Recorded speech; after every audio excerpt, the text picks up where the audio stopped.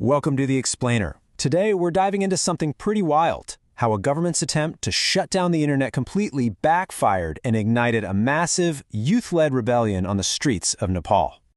And when I say rebellion, I mean it in the most tragic sense. The cost of this social media ban, it was just devastatingly high. 19 people lost their lives in the protests that followed. So you have to ask, right? How on earth did a ban on a few apps spiral so quickly into actual, deadly street battles? It seems unbelievable. Well, that's exactly what we're going to unpack. Okay, so to really get this, we've got to go back to the moment. The government just pulled the plug. And I want to be clear, this wasn't some kind of warning or a gradual shutdown. It was an instant, total blackout. The government dropped a bombshell, an immediate sweeping ban on 26 different platforms. And we're not talking about obscure apps here. We're talking about the big ones, the absolute essentials of daily life.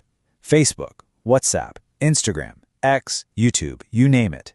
It's like the entire digital backbone of the country was just snapped in half overnight. So you immediately have this huge clash of narratives. On one side, you've got the government saying, hey, this is a necessary crackdown on misinformation and anti-national content. But on the other side, for Nepal's Gen Z, this was a totally different story.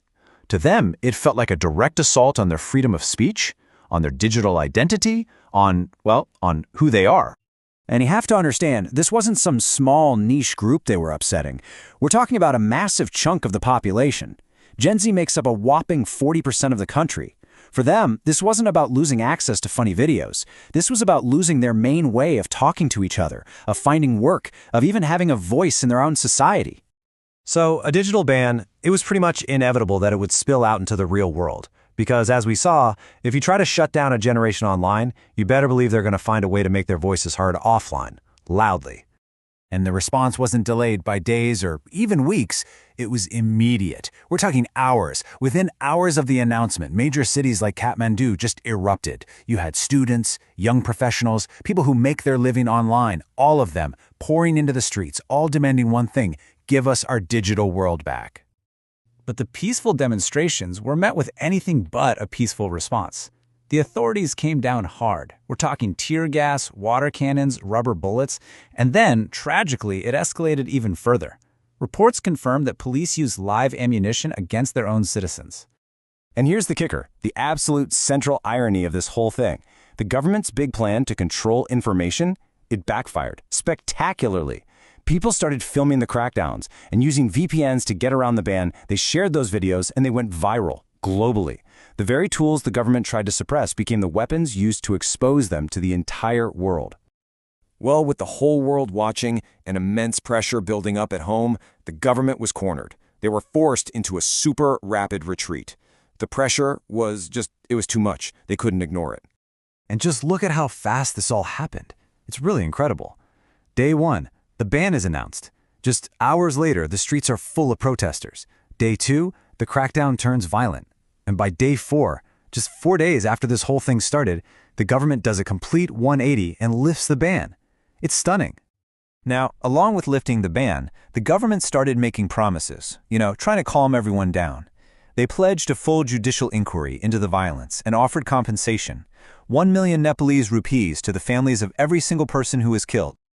But here's what's absolutely crucial to understand. This massive explosion of anger, it was never just about getting back on social media. That ban was just the tip of the iceberg. It was the final spark that lit a fire that had been smoldering for a very, very long time. Yeah, think of it like the perfect recipe for a rebellion. The ingredients had been sitting there for years. You had a dash of rising authoritarianism, a whole lot of widespread corruption scandals, a huge problem with youth unemployment, and this general sinking feeling that democratic space was just shrinking. The social media ban, that was just the final ingredient that made the whole thing boil over. So, all of this brings us to the big question, right? The most important takeaway from this whole event. Was this just a one-off explosion, a flash in the pan? Or was this the start of something much, much bigger for Nepal? Well, a lot of analysts are saying this was a major turning point.